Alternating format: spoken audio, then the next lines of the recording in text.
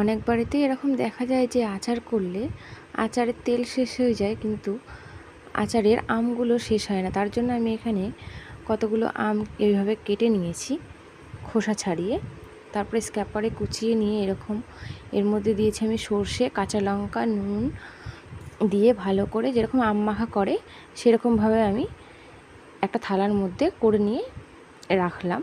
রেখে এটাকে আমি 4-5 ঘন্টার মতন রোদ্দুরে দিয়ে এরকম শুকিয়ে নিয়েছি। শুকিয়ে এরকম আবার উলটপালট করে আবার আরেকবার করে শুকিয়ে নেব। নিয়ে কড়াইতে তেলটা ভালো করে গরম করে, যাতে তেলের কাঁচা গন্ধটা চলে যায়, সেরকমভাবে তেলটা গরম করে ঠান্ডা করে নিয়ে একটা শিশির মধ্যে তেলগুলোকে ঢেলে তারপরে ওই শুকনো আমগুলোকে দিয়ে ভালো করে একটা চামচ দিয়ে নাড়াচাড়া করে তৈরি হয়ে গেল আমার এই আমের আচার। এটা একটু অন্য ধরনেরই আচার, তোমরা একটু করে খেয়ে দেখবে, দেখবে খুব ভালো লাগবে। দেখো বন্ধুরা, এই আচারটাকে তোমরা অনেক দিন স্টোর করে রাখতে পারবে। এটা গরম ভাতের সাথে, যারা পছন্দ করে রুটির সাথে বা ডালের সাথে খুব ভালো লাগে, খেয়ে দেখবে।